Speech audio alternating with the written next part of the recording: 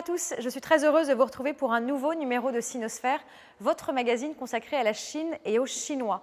Mi-décembre, une dégustation à l'aveugle entre 5 vins de Bordeaux et 5 vins chinois donnait la Chine gagnante, de quoi faire du bruit dans le Bordelais.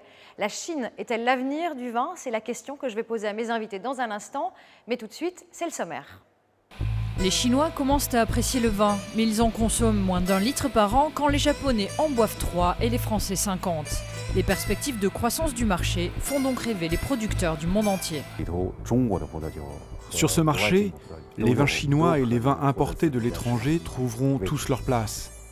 La compétition ne fera que renforcer le développement des vins chinois et étrangers. Qui sont ces nouveaux consommateurs et comment la culture du vin s'adapte-t-elle à la société chinoise? Et nous voilà de retour au musée Guimet sur le plateau de Sinosphère en compagnie de mes deux invités. Christophe Salin, bonjour. Vous êtes le directeur général des domaines Baron de Rothschild. Alors vous vendez évidemment du vin en Chine, mais on va surtout s'intéresser à la production puisque vous avez désormais acheté des vignobles. On en reparlera évidemment. Et à vos côtés, Julien Thiou, bonjour.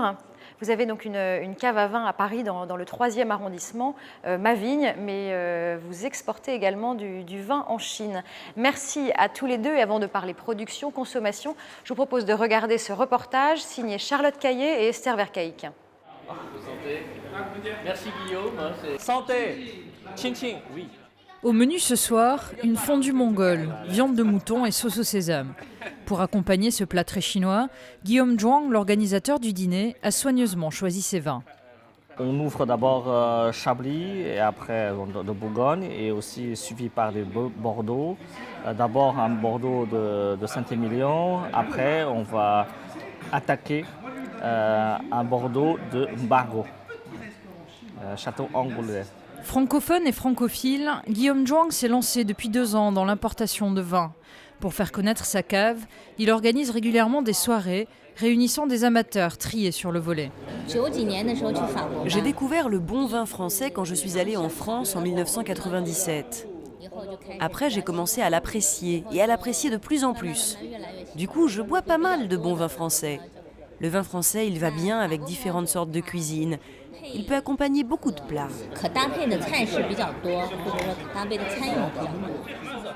Pour Guillaume Zhuang, le bon vin reste associé à une certaine idée de la culture française. Il a donc tenu à créer un lieu d'art et d'histoire pour mettre en valeur ses grands crus. Un lieu que je voudrais dire une petite Europe culturelle. Vous voyez ici, ce ne sont pas des copies, ce sont des pièces authentiques. Les statues, les tableaux, les meubles du 19e ou du 18e siècle européens, la plupart français, où on voudrait créer une atmosphère authentique quand on déguste des vins. La consommation de vin reste élitiste, mais elle augmente à toute vitesse. L'an dernier, les Chinois ont bu près de 2 milliards de bouteilles. La Chine est aujourd'hui le 5e consommateur de vin au monde. Pour l'instant, cet engouement profite surtout aux producteurs locaux qui monopolisent 80% du marché. L'usine d'embouteillage de Dragon Seal, l'une des plus anciennes exploitations chinoises, tourne à plein régime. Pour Liang Xuetun, chef œnologue, les producteurs locaux ont un avantage, ils connaissent parfaitement leurs clients. Les habitants de l'ouest et du nord du pays, ils aiment les saveurs fortes. Les gens du sud préfèrent ce qui est un peu plus fade. Ce qui veut dire que les gens du sud, par exemple, si on leur propose des vins au goût très prononcé, avec un taux d'alcoolémie élevé, ils ne vont pas aimer ça. Dragon Seal est le 4e producteur du pays.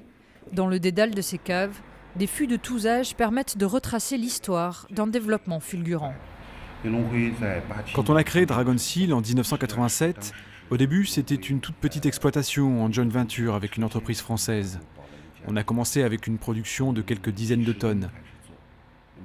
Aujourd'hui, on produit 8 millions de bouteilles par an, c'est-à-dire à peu près 7000 tonnes.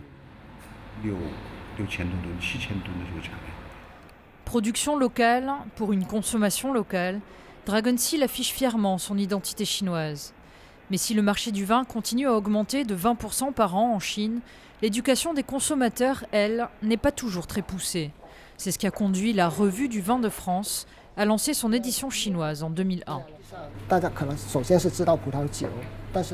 Les gens commencent à connaître le vin, mais au début, ils ne savaient pas comment le boire. Par exemple, ils pouvaient le boire comme les alcools chinois. Ils trinquaient et ils vidaient le verre d'un coup. Ou alors, au karaoké, ils pouvaient prendre du vin, mais ils le mélangeaient à du coca ou à du Sprite. La revue propose donc à ses 70 000 lecteurs des articles sur l'art de vivre ou sur la façon d'assortir les vins et la gastronomie chinoise. Et pour mieux conseiller les amateurs, les journalistes se transforment presque tous les soirs en dégustateurs et critiques. Il est un peu sucré, non ? Oui. Oui, il est un peu sucré. Apparemment, ils n'ont pas mis les grappes entières en cuve. Ah oui, il n'y a pas eu de macération. Voilà, c'est ça, pas de macération. Séduire les nouveaux consommateurs avisés, c'est l'objectif de Guillaume Zhuang. Amateur de grands vins, il dissimule dans sa cave de près de 10 000 bouteilles quelques trésors français. Ça, c'est une Château Palmer de l'an 2000. C'est un grand cru classé, le 3e grand cru classé, mais qui est même considéré comme encore meilleur pour certains 2e grand cru classé. C'est le vin le plus cher qu'on vend ici. Il coûte combien ? On vend à peu près plus de 7 000 yuan. Mais l'importateur est pragmatique et sait qu'il doit s'adapter à un marché et surtout à des goûts toujours en formation. Parce que le marché chinois est encore un marché qui est en train de découvrir les vins du Nouveau Monde. Le goût, c'est plus facile à appréhender. C'est plus fruité, plus d'arômes, plus facile, plus rond, plus facile à boire. Mais qui manque un peu de complexité. Donc les gens commencent plutôt par les vins du Nouveau Monde, surtout les vins chiliens. En 2011, les importations de vins ont doublé par rapport à l'année précédente. Malgré la concurrence des vins australiens ou chiliens, la France représente encore près de 40% de ces importations. Christophe Salin, on vient de le voir, la consommation de vin en Chine a doublé entre 2005 et 2009. Il y a un véritable engouement des Chinois pour le vin. Finalement, comment l'expliquer ? C'était pas inéluctable que la Chine se tourne de cette façon vers le vin ? Ça n'était pas inéluctable, mais lorsque vous étudiez la croissance des pays de cette zone, très souvent, lorsque les Japonais, les Coréens ont commencé à voyager, ils sont revenus avec des mauvaises habitudes françaises, qui étaient de boire du vin. Les Chinois voyagent beaucoup, donc ils ont rapporté ces habitudes. Les Européens s'expatrient de plus en plus en Chine, puisque c'est beaucoup plus facile, donc ils ont aussi apporté leurs habitudes. Puis n'oubliez pas que la Chine est un gigantesque terroir. La Chine est un des pays les plus grands producteurs de vin dans le monde. Voilà, on y reviendra, et finalement, puisque la Chine est un producteur de vin, et donc la consommation du vin, finalement, ce sera une étape inéluctable dans le développement d'un pays. Julien Thiou, donc sur cette consommation de vin qui a doublé entre 2005 et 2009, vous en profitez, vous vendez du vin en Chine. Qu'est-ce qui a le plus évolué du côté de vos consommateurs chinois ? Ils apprennent petit à petit. Au début, c'est par des grands châteaux, des premiers crus classés. Maintenant, les gens on vient vers des petites appellations. Et ils connaissent un peu les vins de Bourgogne. Avant, la priorité, c'était la consommation, c'était les vins de Bordeaux. Oui, vin de Bordeaux, oui. Et aujourd'hui, des grands crus classés, aujourd'hui, finalement, on boit un petit peu moins l'étiquette. Moins, oui, un peu moins, oui. Christophe Salin, on a vu dans ce reportage, on parle consommation, on a vu la production, on a vu ce géant chinois, Dragon Seal, une croissance fulgurante puisque cette entreprise a commencé il y a 25 ans. Donc là, c'est du vin chinois. Ça veut dire qu'en un temps finalement très court, en 25 ans, on peut faire du bon vin. Oui, alors 25 ans, on peut dire que c'est court, c'est une génération. C'est le temps que nous estimons normal entre le moment où vous allez planter une vigne et le moment où vous allez faire les meilleurs vins. C'est effectivement 25 ans. Et 25 ans, c'est aussi la gestation du marché de la Chine. Je connais bien Dragon Seal, vous avez aussi Great Wall, vous avez aussi Dynasty, vous avez tous ces vins-là qui sont devenus des vins de consommation, qui ont commencé par les élites chinois et maintenant que vous trouvez dans tous les restaurants. Et qui sont de qualité équivalente à... Comment est-ce qu'on pourrait les comparer, par exemple, à nos vins Aux vins européens? Oui. Alors déjà, il y a un petit bémol, toutes ces grandes cuvées n'étaient pas faites uniquement avec des raisins chinois. C'est-à-dire que très souvent, ces cuvées étaient des assemblages de vins en vrac importés, notamment beaucoup du Chili. Ah, ils n'importaient pas le raisin, ils importaient le vin. Oui, enfin, si vous voulez, techniquement, ça peut être des mous, ça peut être... Enfin, dans tous les cas, c'était très souvent... Les vins qui étaient plus à notre goût étaient des assemblages qui étaient faits avec un petit peu de vin chinois et beaucoup de vins étrangers. Maintenant, la spirale s'inverse. Les vignobles sont de qualité et les Chinois commencent à produire des vins de qualité. Voilà, on ne dénigre plus les vins chinois.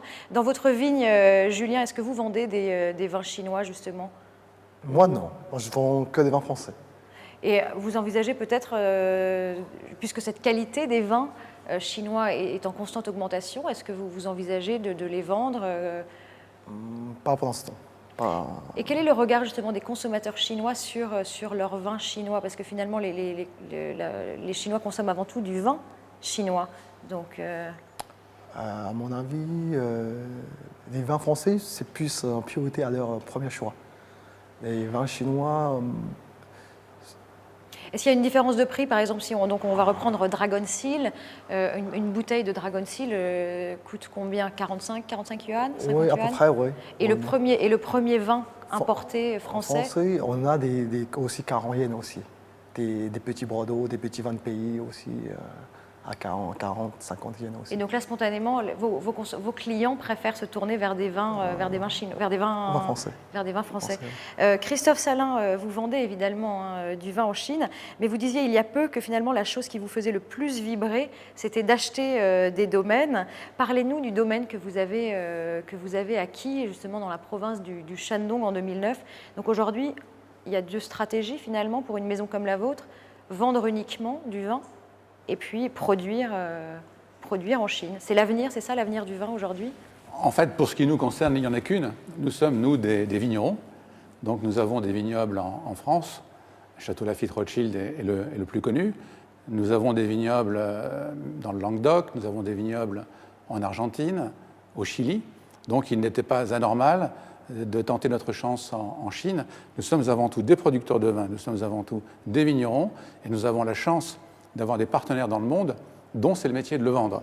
Mais je ne nous qualifierai pas comme des grands vendeurs ou des grands marketeurs. Avant tout des producteurs. Ah oui, avant tout. Puis surtout, je crois que vous dites ça me fait vibrer. Oui, c'est vrai. Non, c'est vous qui le dites. Oui, enfin, je ne sais pas où vous l'avez vu, mais en plus, je ne le réfute pas. Aller dans les vignobles, ça me fait vibrer. Donc nous avons découvert un endroit en Chine qui est un peu le grenier de la Chine, dans lequel nous sommes en train de planter des vignes. Alors finalement, pour faire du bon vin, est-ce qu'il suffit d'avoir un bon terroir? Pour faire du bon vin, alors oui, il faut... Si c'était aussi simple, ça serait, mais... Il faut un bon terroir. Alors le terroir, c'est l'ensemble de votre sol, du cépage que vous allez planter et aussi du climat. Et nous pourrons même dire maintenant du sous-sol, parce que nous avons réalisé ce qui n'avait jamais été fait en Chine, des fosses, pour comprendre le sous-sol, pour comprendre si la vigne qu'on va planter va réussir à pousser, et surtout quelle sorte de cépage, blanc, rouge, cabernet sauvignon, pinot, nous allions planter. Donc on l'a fait de façon extrêmement scientifique, et pas du tout empirique. Et c'est des terroirs qui se rapprochent peut-être à ceux que vous connaissez oui. Plus des terroirs français ou Plus français à mi-chemin entre Bordeaux et le Languedoc, ce qui va nous faire planter des cabernets sauvignons, qui sont typiquement des cépages bordelais, agrémentés de syrah, qui sont plutôt des cépages du Languedoc ou des Côtes-du-Rhône. Donc on peut imaginer à terme des grands crus classés made in China. Alors des grands crus, c'est une appellation très particulière, classée. Il faudra qu'un jour les Chinois fassent ce que nous avons fait nous en 1855, c'est peut-être faire un classement, pourquoi pas. Voilà, peut-être le classement peut-être 2012. On va justement s'intéresser à ces consommateurs chinois qui sont de plus en plus nombreux à s'éveiller et à s'éduquer au vin. On regarde donc ce reportage signé Charlotte Caillé et Esther Vercaïc. En général, quand vous ouvrez une bouteille de champagne, il faut faire attention de ne pas la diriger vers quelqu'un. Parce que le champagne qui vient juste d'être mis en bouteille, la pression à l'intérieur est très importante. Ils ont déboursé près de 80 € pour 2 jours de cours d'œnologie. Les élèves de Lutiang n'en sont encore qu'au premier pas de leur formation, mais tout le monde prend les leçons très au sérieux, en toutes circonstances. Vous pouvez entendre les bulles. Cela ressemble au bruit de la pluie qui tombe doucement sur le bord de la fenêtre. Bon, bien sûr, c'est plus pour s'amuser que pour une vraie dégustation. Les cours d'œnologie attirent un public souvent jeune et urbain, mais de tous horizons professionnels. Les formations bénéficient entre autres de la médiatisation des châteaux locaux qui a sensibilisé le grand public à la culture du vin. Les marques sont très importantes dans le marché du vin en Chine. La publicité est très importante. Mais à Pékin, Shanghai ou Canton, dans les grandes villes développées, les gens commencent à vouloir acheter des vins qui leur plaisent. Ils comparent.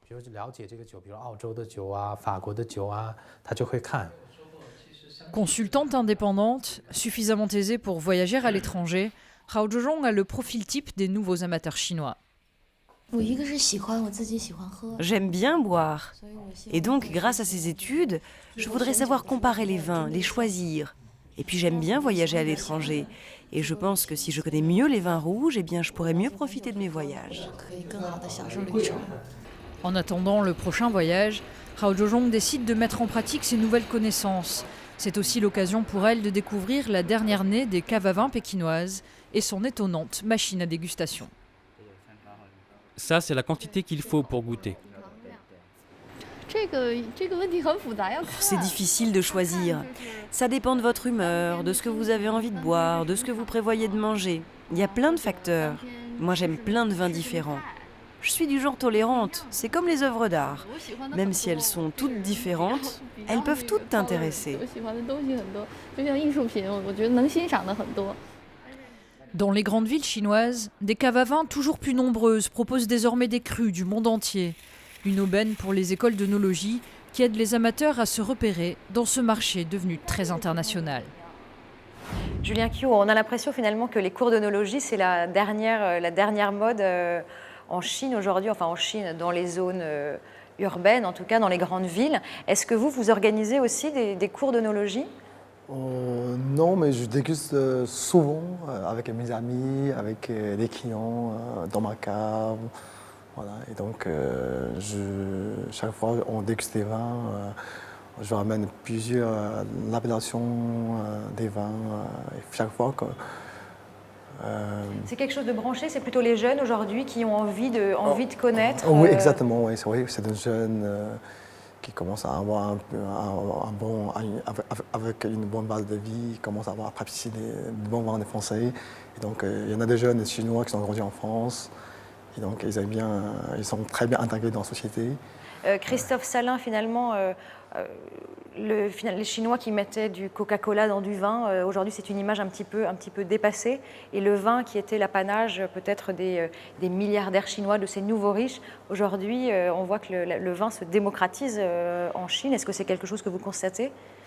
Pleinement, puisqu'il y a une vingtaine d'années, je me souviens encore de dîners où pour s'amuser, les sommeliers chinois m'offraient du Sprite pour mélanger la limonade avec du vin. Ce à quoi je leur répondais, mais vous n'inventez rien. Parce que de tout temps, dans des pays comme l'Espagne, l'Italie ou la France, il y a eu des mélanges de vins, mais qui étaient des vins extrêmement capiteux, avec un petit peu de limonade. C'est une bonne boisson, mais avec des grands vins, je ne suis pas sûr que la limonade apporte beaucoup au vin, et le vin apporte la limonade. C'est ça, le vin gâche un peu la limonade, c'est dommage. Le vin gâche la limonade et la limonade gâche le vin. C'est ce que je leur montrais, avec beaucoup d'humour, parce que les Chinois sont toujours très très drôles, désireux d'apprendre, mais très drôles. Mais bien évidemment, c'est extraordinaire la façon maintenant dont les Chinois achètent, consomment, vont, et Julien a raison, vont dans les écoles à Bordeaux, dans les écoles de dégustation, à Dijon, dans les écoles de dégustation, en Champagne. Vous avez de plus en plus de vins chinois. Et la dernière collaboratrice chinoise en France que j'ai embauchée, je l'ai embauchée dans le cadre d'un séminaire que j'anime dans une école de commerce française où il y avait une majorité d'étudiants chinois qui étaient là et qui étaient très très heureux de déguster du vin. Et comment, Julien, justement, comment est-ce que vous expliquez cette soif oui, c'est le cas de le dire, cette soif de connaître le vin, parce que finalement on peut le boire et puis l'apprécier ou ne pas l'apprécier. Mais ce qui est étonnant, c'est qu'il y a vraiment ces cours d'œnologie, on voit ces caves absolument superbes qui qui se développe à Pékin. Pourquoi il y a cette volonté de connaître le vin français? Moi, je pense que les Chinois et les Français, je pense qu'on a presque la même culture au niveau de la gastronomie. Et les Chinois aussi, ils aiment bien à boire. Et aussi le vin dans un repas, je pense qu'il ne faut pas qu'il manque. Voilà, pour moi, c'est l'essentiel. Finalement, le vin, en fait, comme on partage effectivement, Chinois et Français partageons cet amour de la bonne chère, de la convivialité, le vin aurait naturellement finalement trouvé sa place en quelque sorte? Oui, exactement, oui. Christophe Salin, alors les Chinois boivent du vin, mais ils en boivent moins de 2 litres par an et par habitant contre 50 en France. Autant dire qu'il y a une marge de manœuvre. Mais est-ce que ça veut dire aussi finalement que c'est un marché prioritaire, un marché en pleine expansion pour vous particulièrement? Les ventes de nos productions sont à peu près également réparties, un tiers en Amérique, un tiers en Europe, un tiers en Chine, un tiers en Asie, pardon. Mais le pays qui a la plus forte croissance de loin, c'est la Chine. Mais la Chine n'absorbe pas toute la production de nos vins comme on pourrait l'imaginer. Ça se fait step by step, mais la production, la courbe n'est pas linéaire, elle est effectivement exponentielle. Donc il faut en tenir compte. Alors justement, ce qui est intéressant, c'est de voir quels sont les... On a souvent parlé en fait des grands crus, et notamment Château Lafite, etc. Est-ce que c'est la priorité aujourd'hui de vos acheteurs chinois? Ce sont ces vins haut de gamme? Non, je crois que comme le disait Julien, vous avez toujours... Comme le marché commence à s'établir. Ça veut dire que comme en Amérique, comme en Allemagne, en Angleterre, vous avez des élites qui vont continuer à boire nos grands vins, et qui sont quand même assez chers, et puis qui sont assez rares, puisque nous ne pourrons pas en produire autant qu'on en voudrait, autant qu'on ne le voudrait. Et puis, vous avez des vins qui sont beaucoup plus abordables, comme nos vins chiliens, ou des vins de Bordeaux, qui vont coûter beaucoup moins cher, et qui sont un petit peu, vous savez, le premier barreau de l'échelle qui va permettre de monter jusqu'à Château Lafite. Et vous importez des vins, justement, c'est intéressant, puisque vous avez créé des domaines au Chili, il y a à peu près 25 ans, justement. Ces vins chiliens, vous les importez en Chine? Ah oui, bien sûr. Nos vins chiliens sont vendus partout dans le monde. J'en vends très peu en France pour des raisons simplement d'éthique, vis-à-vis de la concurrence de régions françaises qui ne fonctionnent pas comme elles le devraient, mais on en vend beaucoup sur la zone asiatique, c'est-à-dire Chine, Asie du Sud-Est, et puis Japon, puisque je vois qu'on est au musée Guimet et que la Chine n'est pas uniquement l'Asie, ou l'Asie n'est pas uniquement la Chine plutôt. Julien Q, finalement cette consommation donc, de vin qui est en constante augmentation, les yeux rivés sur le vin en Chine, ce qui signifie en fait aussi, j'imagine, une forte concurrence. Comment est-ce que vous arrivez, puisqu'il y a de plus en plus de caves à vin qui voient le jour en Chine, comment est-ce que vous arrivez à tirer votre épingle du jeu? Pourquoi vous plutôt qu'un autre? La différence, c'est que déjà j'ai une cave en France. Et donc, je connais très bien mes vins déjà, c'est ce que je l'exploite. Et ça fait plus que 10 ans que je travaille dans ce métier. Et donc, moi, ce que... Dans ma Votre valeur ajoutée, finalement. Voilà, exactement, oui. Et donc, moi, c'est ce qu'un jour, je veux que les Chinois de la Chine, ils connaissent toutes les petites appellations des vins en France. Qu'il n'y a pas que des grands crus cassés, il y a aussi des petits vignons, des petites appellations qui sont très bons. Et, par rapport à qualité-tarif, ils sont super bien placés.